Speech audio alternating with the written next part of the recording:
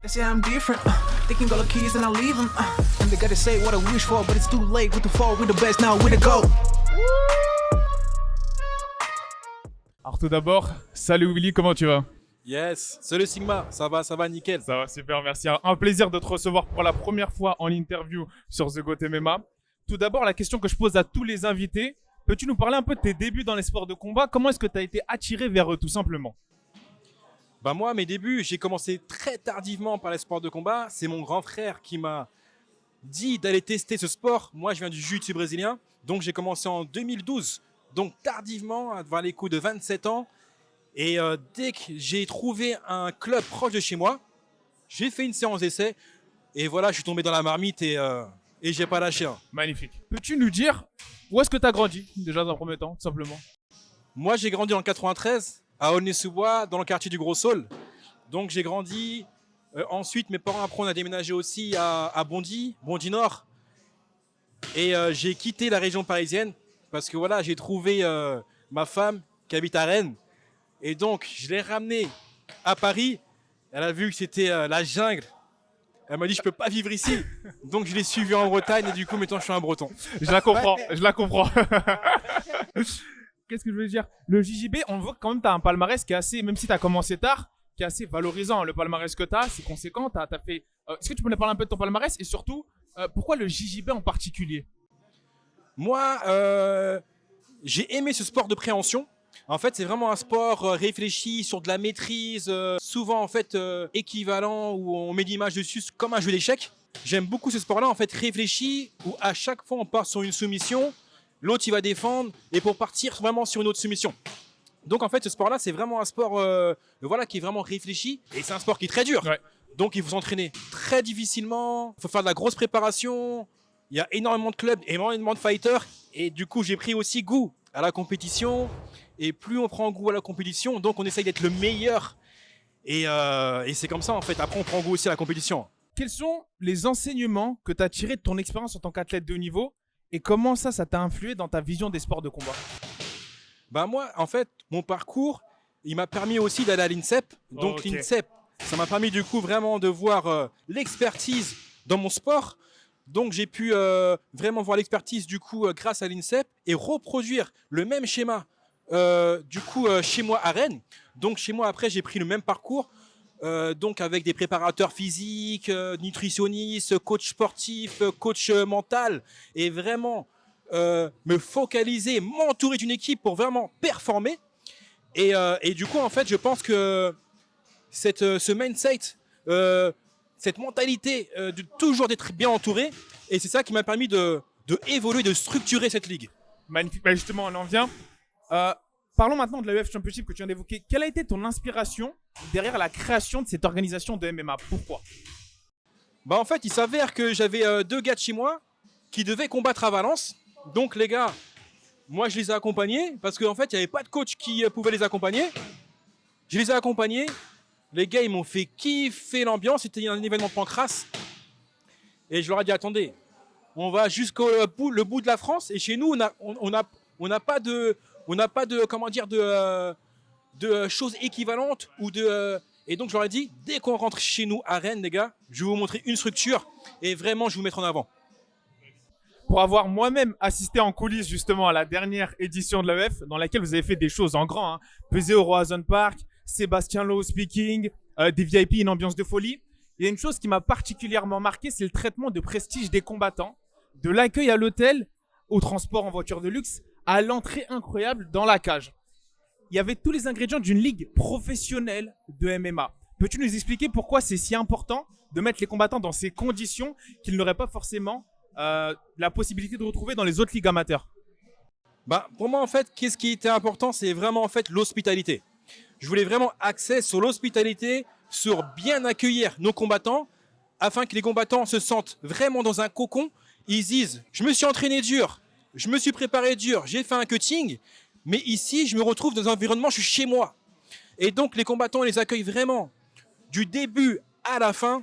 Vraiment, on les accueille, comme tu as dit, hein, avec l'hébergement. On les accueille aussi, la pesée, c'est vraiment le face-à-face. On le retrouve ça au Roazhon Park, donc vraiment dans un endroit mythique de la ville de Rennes. Et ça, c'est vraiment pour marquer les esprits et marquer aussi, faire rayonner en fait ce sport-là dans ma commune, dans la ville de Rennes. Et surtout les combattants, en fait, le truc c'est qu'ils disent quoi? Ils disent attends, je suis venu à l'AEF, dès que je vais partir dans d'autres orgas, je sais pas si c'est équivalent à l'AEF. Donc c'est important en tant que compétiteur toujours de mettre la barre haute. Ouais. Et voilà, et c'est vraiment du coup les échos maintenant qu'on entend, les compétiteurs, vraiment c'est unanime. Ouais. Ils sont tous contents et ça fait vraiment plaisir. Justement, AEF2 a tenu toutes ses promesses en termes de spectacle. Une réussite, une salle remplie. On sait que la carte est très fournie dans son ensemble, mais s'il y avait 1 ou 2 combats à ne surtout pas manquer, pour notamment attirer les néophytes ou ceux qui découvrent le sport à l'AEF3, lequel serait, si tu devais en citer 1 ou 2, quels seraient ces 2 combats à ne surtout pas manquer? Ben, là tu me parles de 2 combats. Sur la carte, il y a 12 combats à ne pas manquer. Ouais. Il y a 12 vraiment combats qui vont être explosifs. Il y aura le premier combat féminin. Ok. Donc là, c'est vraiment quelque chose d'incroyable pour nous. Et pour parler de ce deux combats, du coup, il y aura le Common Event. Donc il y aura Mofsar, qui est quand même 3e au championnat d'Europe, au championnat du monde, et qui est champion d'Europe. Et donc il sera là, il va se battre pour la ceinture des moins de 61 contre Théo Muris de la team Aldric Cassata. On connaît tous le Boxing Squad. Donc c'est vraiment une team de dingue qu'il faut suivre. Et le main event, donc Patrick Abirora, le Belge, le numéro 1 Europe. Et vraiment, ouais, c'est vraiment la pépite. Et lui, du coup, qui va combattre Abed. Et ça va être un combat vraiment très, très explosif. Là, tu viens de nous citer des noms clairement d'élite. Toujours un matchmaking de folie. Comment est-ce que tu sélectionnes les combattants qui participent justement à l'AEF Championship? Quels sont tes critères pour toi qui sont importants lors de ce processus de sélection pour arriver à des combats de qualité? Bah, forcément, moi, je vais voir aussi le record du gars. Je veux voir en fait sa hype. Je veux voir aussi sa communauté. Et je veux voir comment le combattant il se comporte. En fait, ce qui est important, c'est un ensemble. C'est pas forcément qu'il faut que le combattant, ça soit vraiment un tueur à gage. Il faut que le combattant aussi dégage une prestance, une image. Et il faut aussi qu'il crée de l'engouement afin vraiment de créer tout un rythme et une hype et une ambiance autour de lui. Et ça, c'est pas facile à faire, hein, parce que chez les amateurs, c'est pas comme si tu avais le même matériel pour construire cette hype justement que chez les pros. Tu t'es pas confronté parfois à des difficultés parce que tu as toujours été en rendez-vous à l'AEF. C'est que la 3e édition, mais toujours il y a eu une certaine hype justement qui se différencie des autres ligues. Alors c'est une ligue amateur. Comment est-ce que tu trouves entre guillemets ces pépites-là? Comment est-ce que tu arrives à dégager ça? Après, je pense que maintenant, en seulement 2 éditions, c'est que du coup on a mis la barre très très très haute. Et maintenant, aujourd'hui, on est sollicité vraiment par les meilleurs Européens. Ok. Donc maintenant, c'est plus facile pour nous de sélectionner les athlètes. Ok, d'accord, ceux qui viennent à vous. Dans quel endroit se déroulera cette édition pour ceux qui veulent y aller en physique? Et est-ce qu'il y a une raison particulière? Ouais, donc la 3e édition, le 1er juin, elle va se dérouler à la Halle Marteneau. Donc c'est une salle vraiment emblématique de la ville de Rennes. Moi, depuis le début, je voulais vraiment faire un événement dans cette salle. Ouais. Et en fait, c'est une salle emblématique.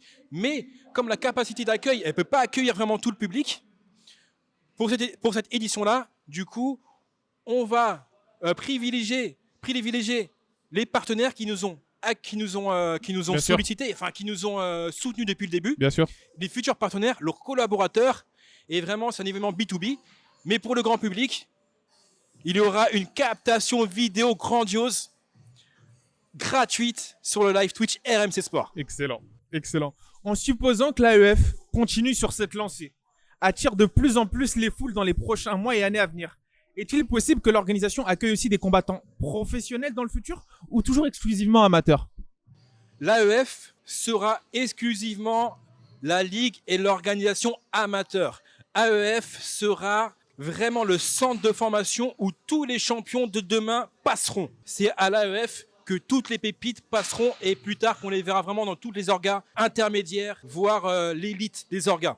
Ayant l'expérience de combattant, de promoteur, d'entraîneur aussi, quel conseil donnerais-tu à un jeune combattant qui se lance et aspire à atteindre le succès dans les sports de combat et notamment le MMA? Moi, comme expérience, je lui donnerais déjà d'aller dans une salle où il peut le retrouver du coup cette formation de l'amateur, où on va retrouver vraiment les coachs, les coachs qui vont l'accompagner sur tous les domaines du MMA, mais surtout en fait ce pôle de formation. Donc il faut vraiment qu'il sélectionne son club et que ce soit vraiment un club formateur pour les amateurs. D'accord.